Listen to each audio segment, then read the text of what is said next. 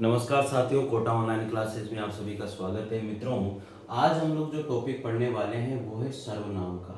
देखो, हमने जो है RPSC first grade PGT TGT इस सिलेबस को हम लोग साथ में लेके चल रहे हैं और ये सिलेबस आपका कंप्लीट होगा कोटा ऑनलाइन क्लासेस के ऊपर। फ्री ऑफ कॉस्ट है। मैं मेरे ही नोट्स से पढ़ा रहा हूँ आपको। ज़बरदस्त नोट्स हैं। आपको लगेगा आप जिन नोट्स को उतारने के लिए बड़ी बड़ी कोचिंगों में जाते हो, बड़े बड़े पैसे देते हो, आप मत भटकिए। मैं फिर कह रहा हूँ आपसे, आप पढ़िए यहाँ से। आप कोर्स, आप जो भी मेरे से पढ़ रहा है, एक बार जितने भी स्टूडेंट मेरे यहाँ से पढ़ रहे हैं, मैं उनसे यही कहूँगा कि एक बार कमेंट जरूर करें ताकि पता तो लगे कि ये इतने स्टूडेंट पढ़ रहे हैं, चलो इनके लिए तो कुछ करते हैं। ये कमेंट आपका आना चाहिए। तो साथियों, अच्छे से पढ़िए और दिल लगा के पढ़िए और नोट्स बनाइए, बार बार रिवीजन कीजिए। हम इनके साथ साथ अब जो है क्वेश्चन भी करने वाले हैं। जैसे कोई टॉपिक पूरा हुआ और उसके फिर क्वेश्चन भी हम लोग करने वाले हैं, ठीक है? तो आपको मज़ा आएगा, बहुत बढ़िया। तो first grade, second grade, PGT TGT LT grade सभी के लिए ये, ठीक है? ग्रामर हर जगह पर आती है, हर कंपटीशन में ग्रामर है, तो आपको टेंशन लेने की जरूरत नहीं है। चलिए, अच्छा लग रहा होगा, वैसे आपको कोई दिक्कत नहीं है, मुझे जहाँ तक लगता है कि अच्छे मैटर है, अच्छा ही लगता है, ठीक है? तो चलिए देखते हैं। बहुत अच्छी बात है कि आपने इतनी सराहना करी। सर्वनाम, इसका आप सबको पता है कि इसका जो शाब्दिक अर्थ होता है वो क्या होता है? शाब्दिक अर्थ सबका नाम। शाब्दिक अर्थ क्या होता है? सबका नाम। अच्छे से आप सबको पता है। तो चलिए, उत्पत्ति। सर्वनाम शब्द की दो शब्दों से उत्पत्ति हुई है। एक तो होता है सर्व और एक होता है नाम के योग से ये बना है। दो शब्दों से मिलकर के बना है। एक का नाम, एक है सर्व और दूसरा है नाम। तो दोनों शब्दों से इसकी उत्पत्ति हुई और इसका जो शाब्दिक अर्थ होता है वो होता है सबका नाम। इसका शाब्दिक अर्थ क्या होता है? सबका नाम होता है। साथियों, एक बात याद रखिए, सर्वनाम का महत्व, सर्वनाम का जो महत्व है वो कहाँ कहाँ पर है, ये हमें पता होना चाहिए कि सर्वनाम का जो महत्व है वो कहाँ कहाँ होता है। याद रखिएगा, संज्ञा के पुनरुक्ति दोष से बचने के लिए सर्वनामों का प्रयोग किया जाता है। अगर आपसे पूछा जाए सर्वनाम शब्द का प्रयोग कहाँ पर होता है या सर्वनामों का प्रयोग कहाँ पर होता है, तो अगर आपसे पूछा जाए तो आप क्या बताओगे कि संज्ञा के पुनरुक्ति दोष से बचने के लिए सर्वनाम का प्रयोग किया जाता है।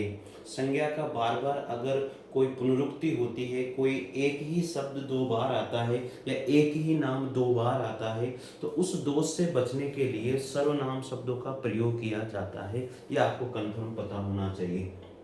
तो हमें अच्छे से पता है कि जो सर्वनाम का महत्व है वो यही है कि संज्ञा के पुनरुक्ति दोष से बचने के लिए सर्वनामों का प्रयोग किया जाता है। जिस तरह से हम यहाँ पर एक उदाहरण देखते हैं। उदाहरण है, पहला उदाहरण, दशरथ अयोध्या के शासक थे।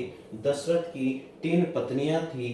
दशरथ को उनसे 4 पुत्र हुए। अब देखो, बार बार दशरथ शब्द का मुझे यूज करना पड़ा। अगर मैं इसकी जगह सर्वनाम का प्रयोग करूंगा तो मुझे संज्ञा की पुनरुक्ति से मैं बच जाऊंगा और अच्छा भी लगेगा। आप देखें यहाँ पर किस तरह से हम लोग इस संज्ञा की पुनरुक्ति से बचते हैं। यहाँ पर दिया हुआ उदाहरण है, दशरथ अयोध्या के शासक थे। दशरथ की 3 पत्नियां थी। दशरथ को उनसे 4 पुत्र हुए।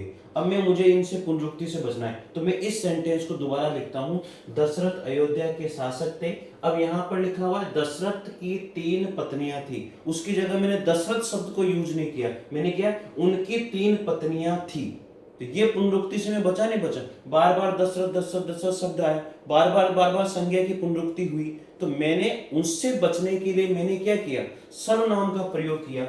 अगर मैं वहां पर उस पुनरुक्ति से बचने के लिए जिसका प्रयोग कर रहा हूं वही क्या है? सर्वनाम है। तो ये उनकी मैंने किसकी जगह प्रयोग किया? इसकी जगह प्रयोग किया।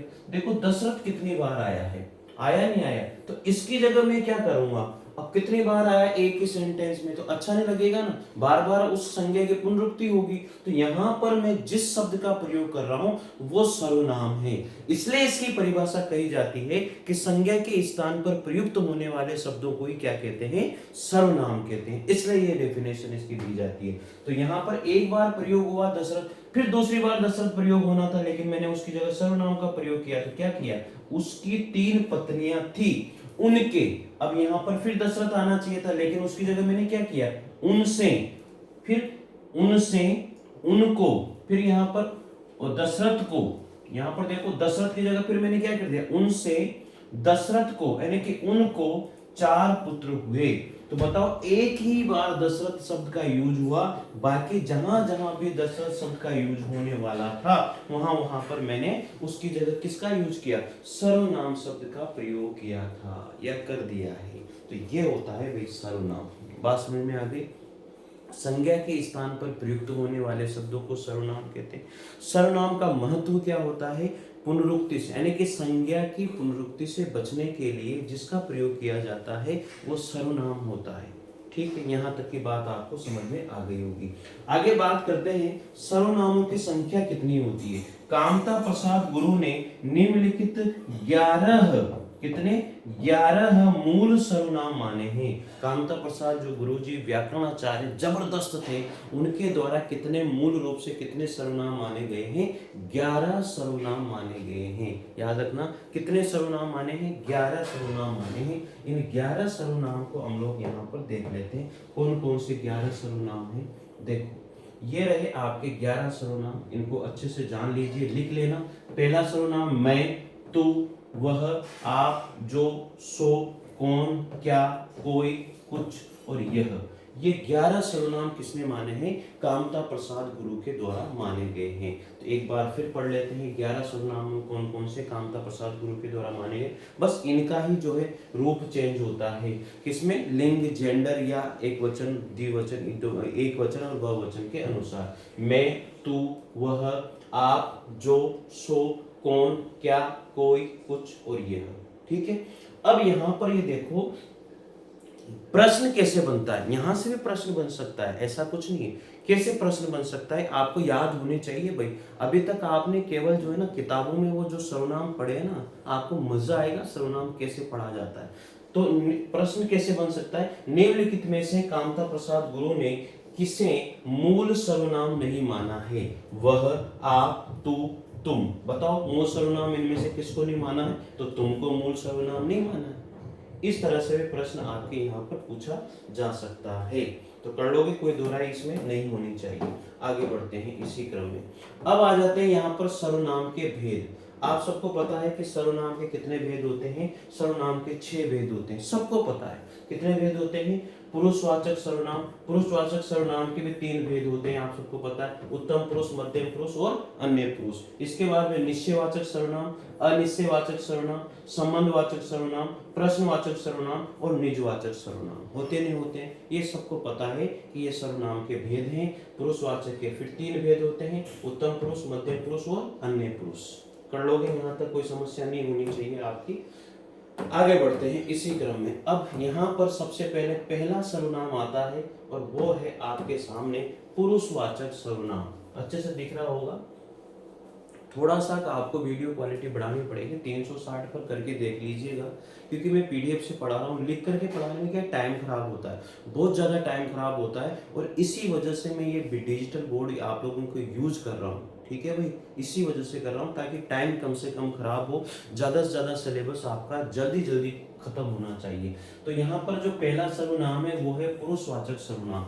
अब इसकी परिभाषा देख लेते हैं। बातचीत के आधार पर व्यक्ति के वक्ता, बातचीत के आधार पर व्यक्ति के वक्ता, श्रोता और तटस्थ अन्य स्वरूप का बोध कराने वाले सर्वनाम पुरुषवाचक सर्वनाम कहलाते हैं। यानी कि बातचीत के आधार पर कोई व्यक्ति जैसे वक्ता है, श्रोता है, तटस्थ या अन्य कोई स्वरूप का बोध कराने वाले जो सर्वनाम है वो क्या कहलाते हैं, पुरुषवाचक सर्वनाम कहलाते हैं। अब ये परिभाषा आपको ध्यान रखनी है, व्याकरणिक दृष्टि से ये परिभाषा है, परिभाषा से कुछ भी समझ में नहीं आ रहा है, लेकिन याद रखनी है भाई। क्या करें, याद रखना, बातचीत के आधार पर व्यक्ति के वक्ता, श्रोता और तटस्थ या फिर अन्य स्वरूप का बोध कराने वाले जो सर्वनाम हैं वो पुरुषवाचक सर्वनाम कहलाते हैं। अभी समझ में आ जाएगा यहाँ पर कि पुरुषवाचक सर्वनाम होता क्या है। देखो यहाँ पर पुरुषवाचक सर्वनाम के 3 भेद होते हैं। कितने भेद होते हैं आप सबको पता है, पुरुषवाचक सर्वनाम के कितने भेद होते हैं, 3 भेद होते हैं। ये रहा पुरुषवाचक सर्वनाम।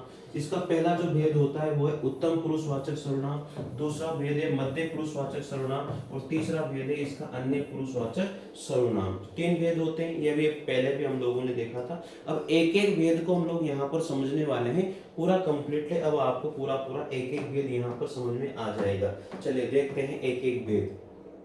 सबसे पहले बात करेंगे उत्तम पुरुषवाचक सर्वनाम। कौन सा भेद, कौन सा? उत्तम पुरुषवाचक सर्वनाम। देखो उत्तम पुरुषवाचक सर्वनाम में सबसे बढ़िया बात यह है कि उत्तम पुरुषवाचक सर्वनाम होता क्या है, इसको जानने की कोशिश करते हैं। इसकी परिभाषा है वे सर्वनाम शब्द जिनसे व्यक्ति के वक्ता का स्वरूप का बोध होता है उन्हें उत्तम पुरुष सर्वनाम कहते हैं। कि वक्ता के लिए यानी कि बोलने वाले के लिए ये कहा जाता है, जो व्यक्ति बोल रहा है वही क्या होगा, उत्तम पुरुषवाचक सर्वनाम होगा। वे सर्वनाम जो वक्ता के लिए प्रयुक्त होते हैं, यानी कि बोलने वाले के लिए जो सर्वनाम क्या होते हैं, प्रयुक्त होते हैं, उनको ही क्या कहा जाता है, उत्तम पुरुषवाचक सर्वनाम कहा जाता है। जैसे मैं खाना खाऊंगा, तो मैं यहाँ पर क्या हो गया, उत्तम पुरुषवाचक सर्वनाम हो गया।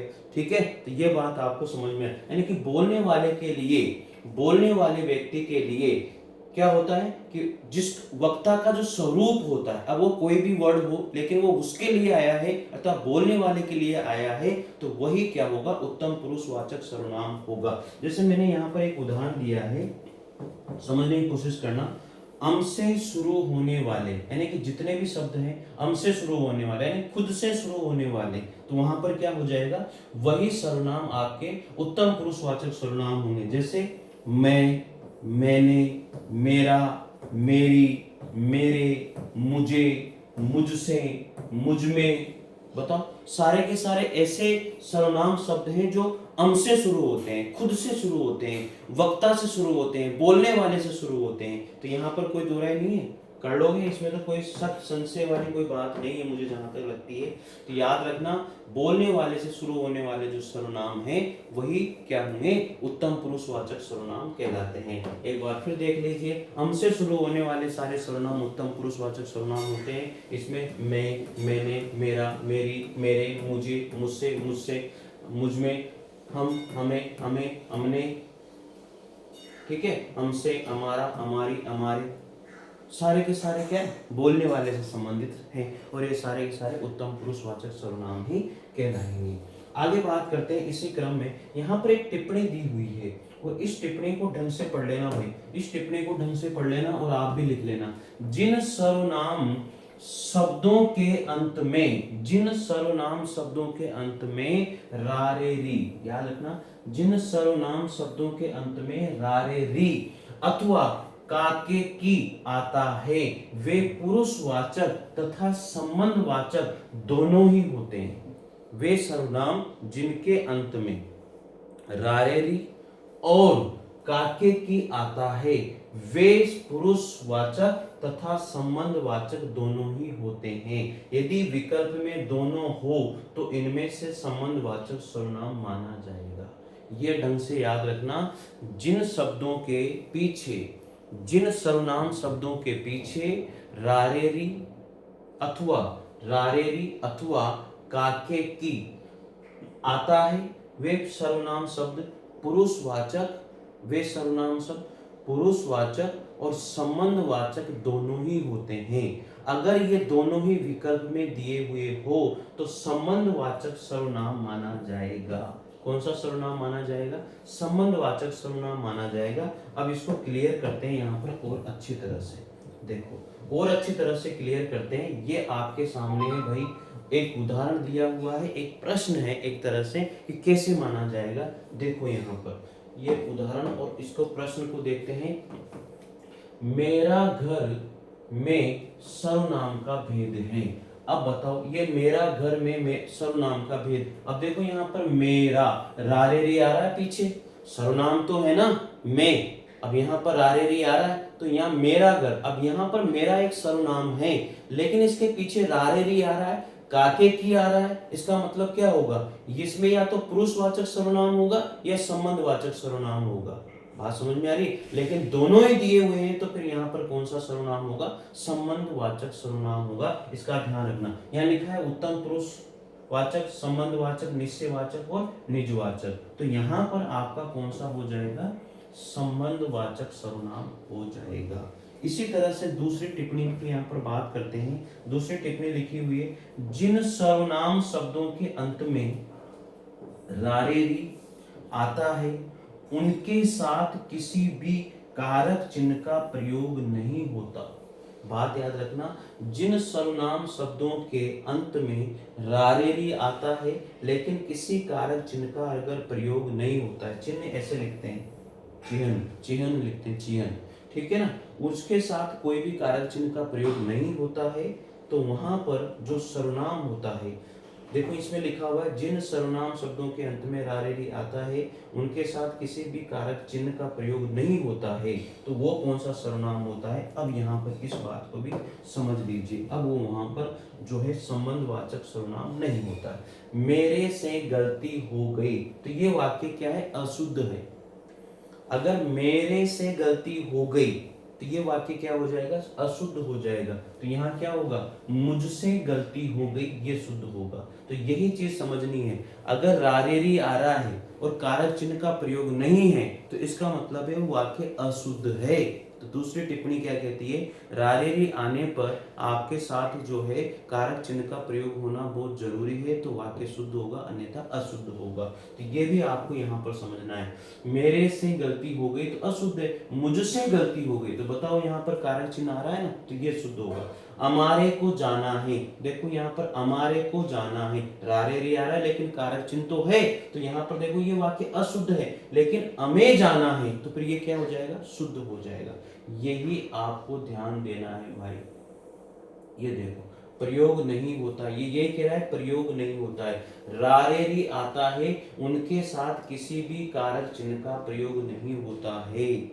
ये बात आप ध्यान रख लेना, अगर रारेरी आ रहा है तो कारक चिन्ह का प्रयोग नहीं होगा। मेरे से, अब यहाँ मेरे से रारेरी आ रहा है तो इस कारक चिन्ह का प्रयोग नहीं होगा, तो ये क्या है, अशुद्ध है। मुझसे गलती हो गई या मुझसे, अब ये रारे ये एक साथ आना चाहिए, यहाँ पर ये गलत लिखी हुई चीज है, यहाँ पर ये एक साथ है, मुझसे हमारे, यहाँ पर कहाँ गया वो, ये रहा, मुझसे गलती हो गई, ये एक ही साथ आएगा, रारेरी नहीं आएगा। रारेरी आने पर कारक चिन्ह का प्रयोग नहीं होगा तो फिर अशुद्ध हो जाएगा। इसी तरह से दूसरा वाक्य, हमारे को जाना है, अब ये कारक चिन्ह नहीं आएगा, अगर रारेरी आ गया तो हमें जाना है, तो ये वाक्य शुद्ध होगा। तो ठीक है, ये थोड़ा सा अशुद्ध और शुद्ध वाक्य का भी आपने यहाँ पर थोड़ा देखा। आगे देखते हैं, अब मध्यम पुरुष, उत्तम पुरुष तो हमने देख लिया, उसके बाद में क्या आएगा, मध्यम पुरुष आएगा। तो देखो मध्यम पुरुष वाचक जो सर्वनाम है उसको देखते हैं, परिभाषा क्या कहलाती है, वे सर्वनाम शब्द जिनसे बातचीत के आधार पर व्यक्ति के श्रोता अर्थात सुनने वाले स्वरूप का बोध होता है उन्हें मध्यम पुरुष वाचक सर्वनाम कहते हैं। कुल मिला के बात यह है कि जिसके लिए कहा जाए वो अन्य पुरुष और जिससे कहा जाए वो मध्यम पुरुष। बोलने वाला जो होता है वो उत्तम पुरुष, जिससे बातचीत कर रहा है वो होता है आपका मध्यम पुरुष, जिसके लिए बातचीत कर रहा है वो आपका अन्य पुरुष होगा। बस इतना सा ध्यान रख लो। तो यहाँ पर क्या होगा, श्रोता, श्रोता के लिए जो भी है, श्रोता से सुनने वाले का जो स्वरूप है या सुनने वाले का स्वरूप का बोध हो रहा है, वो सभी में मध्यम पुरुष वाचक सर्वनाम होता है। वे सर्वनाम जो श्रोता अर्थात सुनने वाले के लिए आते हैं उन्हें मध्यम पुरुष सर्वनाम कहते हैं। उन्हें क्या कहते हैं, मध्यम पुरुष सर्वनाम कहते हैं। जैसे मान लीजिए यहाँ पर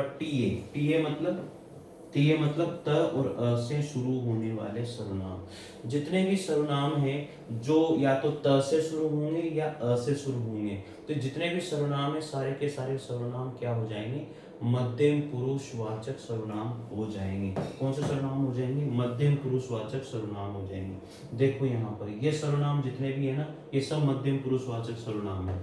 अच्छे से देखो, तो जैसे तू यानी कि टी ए, त और अ से शुरू होने वाले सर्वनाम क्या हो जाएंगे, मध्यम पुरुष वाचक सर्वनाम। तू, तूने, तुम, तुम्हें, तुम्हारा, तुम्हारे, तुम्हारी, तेरा, तेरी, तेरे, तुझे, है ना। तो ये सारे क्या हो गए, त से शुरू हो रहे तो मध्यम पुरुष वाचक सर्वनाम हो गए। आप, आपने, आपसे, ठीक है, आप में, आपको, आपका, आपकी, आपकी, तो ये सारे के सारे क्या हो गए, मध्यम पुरुष वाचक सर्वनाम हो गए। कुल मिला के बात ये है कि त और अ से शुरू होने वाले, आ से शुरू होने वाले जो सर्वनाम हैं वो सब क्या हो जाएंगे, मध्यम पुरुषवाचक सर्वनाम हो जाएंगे। तो मैंने ये बताया था आपको, टी ए, अ से मतलब आ और टी से मतलब त, ठीक है। फिर है तुझे, तुझ में, तुझसे, ये सब मध्यम पुरुषवाचक सर्वनाम है, ठीक है। तो त से और आ से शुरू होने वाले सर्वनाम क्या हो जाएंगे, मध्यम पुरुषवाचक सर्वनाम हो जाएंगे। तीसरा सर्वनाम आता है यहाँ पर, सॉरी, अभी मध्यम पुरुषवाचक सर्वनाम के कुछ विशेष तथ्य हैं जिन्हें हम लोग जान लेते हैं। विशेष तथ्य में क्या है ये जानना बहुत जरूरी है। सबसे पहले बात आती है तू। सर्वनाम शब्द ऐसा, इसमें लिखा हुआ है तू सर्वनाम शब्द जो अंत में ऐसा है जो निकटता और अनादर दोनों के लिए प्रयुक्त होता है। मतलब जो तू सर्वनाम शब्द है वो ऐसा सर्वनाम शब्द है जो निकटता और अनादर दोनों के लिए प्रयोग किया जाता है। ये आपको अच्छे से याद रखना है। अगर मान लीजिए कि आपके क्वेश्चन आ जाए कि इनमें से ऐसा कौन सा सर्वनाम शब्द है जो निकटता के लिए और अनादर के लिए प्रयुक्त किया जाता है, तो वो है तू। वो कौन सा सर्वनाम शब्द है, तू सर्वनाम शब्द। दूसरी बात आती है तुम और आप। ऐसे सर्वनाम शब्द हैं जो एक वचन और बहुवचन दोनों रूपों में प्रयुक्त होते हैं। तुम और आप ऐसे सर्वनाम शब्द हैं जो एक वचन और बहुवचन दोनों रूपों में क्या होते हैं, प्रयुक्त किए जाते हैं। तीसरी बात आती है यहाँ पर, जिन सर्वनाम शब्दों के अंत में रारेरी, जिन सर्वनाम शब्दों के अंत में रारेरी या फिर काके की जुड़ा हो वे पुरुषवाचक व संबंधवाचक दोनों हैं। यदि विकल्प में दोनों हो तो इनमें से संबंधवाचक सर्वनाम में उनको माना जाएगा। ऐसा हमने पहले उदाहरण से भी देख लिया था उदाहरण से, तो ये आपको पता भी होगा। जैसे यहाँ पर लिखा हुआ है तेरा, तेरी, तेरे, तुम्हारी, तुम्हारा, तुम्हारे, आपका, आपकी, आपके, ये सारे के सारे क्या, ये मध्यम पुरुषवाचक सर्वनाम हैं। लेकिन आप बताइए अगर इनके साथ साथ वहां पर संबंधवाचक भी दिया हुआ है तो फिर संबंधवाचक ही गिना जाएगा। एक उदाहरण से यहाँ पर समझते हैं, तुम्हारा घर या आपका घर में सर्वनाम बताओ कौन सा है। अब तुम्हारा घर या आपका घर में सर्वनाम मध्यम पुरुषवाचक सर्वनाम होना चाहिए था, लेकिन कौन सा इसमें संबंधवाचक, क्योंकि क्या आ रहा है पीछे, रारेरी आ रहा है या फिर काके की आ रहा है, तो यहाँ पर क्या हो जाएगा, संबंधवाचक सर्वनाम मान्य होगा। फोर्थ नंबर पर बात करते हैं, जिन सर्वनाम शब्दों के अंत में रारेरी आता है उनके बाद अन्य किसी कारक चिन्ह का प्रयोग नहीं होता है। अगर मान लीजिए रारेरी आ रहा है और अन्य किसी कारक चिन्ह का प्रयोग हो रहा है तो वह अशुद्ध है। देखो यहाँ पर तेरे को, तो ये अशुद्ध है। रारेरी के बाद भी किसी कारक चिन्ह का प्रयोग नहीं होना चाहिए, यहाँ पर सीधा आना चाहिए तुझे जाना पड़ेगा। अगर तेरे को जाना पड़ेगा तो अशुद्ध है, तुझे जाना पड़ेगा तो रारेरी आने के बाद में कारक चिन्ह का प्रयोग नहीं होना चाहिए, तो वो अशुद्ध हो जाएगा। तो शुद्ध अशुद्ध की बात भी हमने यहाँ पर सीखी है भाई। तो अब अगला सर्वनाम आता है वो है हमारा अन्य पुरुषवाचक सर्वनाम। कौन सा सर्वनाम है, अन्य पुरुषवाचक सर्वनाम। तो ध्यान दीजिए तीसरे सर्वनाम के ऊपर हम लोग बात करते हैं, अन्य पुरुषवाचक सर्वनाम। इसकी परिभाषा है वे सर्वनाम जो ऐसे व्यक्ति के लिए आते हैं जो बातचीत में शामिल नहीं है। कहने का मतलब यह है कि जिसके लिए बातचीत की जा रही है, वे सर्वनाम जिसके लिए बातचीत की जा रही है अर्थात वो बातचीत में शामिल ही नहीं है, तो वो अन्य पुरुषवाचक सर्वनाम कहलाता है। अपितु जिसके विषय में बातचीत की जाए उन्हें अन्य पुरुषवाचक सर्वनाम कहते हैं। जिसके विषय में बातचीत की जाए उसके लिए आने वाला जो सर्वनाम शब्द होता है वो अन्य पुरुषवाचक सर्वनाम शब्द होता है। याद रह जाएगा, कोई दिक्कत नहीं है। इसमें याद रखना वीवी यानी कि व और उ, इसमें क्या हो जाएगा, व और उ से शुरू होने वाले जो सर्वनाम शब्द हैं वो अन्य पुरुषवाचक सर्वनाम कहलाएंगे। त और जो है आ से शुरू होने वाले सर्वनाम शब्द हैं वो मध्यम पुरुष वाले सर्वनाम शब्द कहलाते हैं। ठीक है, तो यहाँ पर ध्यान दीजिए, अच्छे से देख लेना। वह, तो यहाँ पर वह, वे, उसे, उसको, उसने, उसमें, उसको, उसका, उसकी, ठीक है, उसके, ये सारे के सारे क्या कहलाएंगे, अन्य पुरुषवाचक। उन्हें, उन्होंने, उनसे, उनमें, उनको, उनका, उनकी, उनके, ये सारे के सारे क्या कहलाएंगे, अन्य पुरुषवाचक सर्वनाम शब्द कहलाते हैं। समझ में आ गई होगी बात। तो ऊ से और जो व से शुरू होने वाले जितने भी शब्द हैं, जितने भी सार्वनामिक शब्द हैं, वो अन्य पुरुषवाचक सर्वनाम शब्द कहलाते हैं। मेरे हिसाब से पुरुषवाचक सर्वनाम यहाँ पर आपको समझ में आ गया होगा अच्छे से। सर्वनाम थोड़ा सा टॉपिक है, इसमें 2 क्लासेस अभी और लग सकती है। वैसे तो मैं कोशिश करूँगा अगली क्लास में आपको कंप्लीट करा दूँ। तो लाइक और शेयर जरूर कीजिएगा, अच्छे से उतारिएगा, समझिएगा। मैं आपको दावा करता हूँ इससे बेस्ट नोट्स आपको कहीं नहीं मिलेंगे, ये मेरा वादा है। बस पढ़ना नहीं पढ़ना आपके ऊपर है, नोट्स बनाना आपके ऊपर है, और ये सभी के लिए यूज़फुल है, सभी के लिए यूज़फुल है। ठीक है, धन्यवाद आपको, थैंक यू। और जितने साथी मेरे से पढ़ रहे हैं वो ज़रूर कमेंट करें कि सर हम यहीं से पढ़ रहे हैं। थैंक यू, धन्यवाद।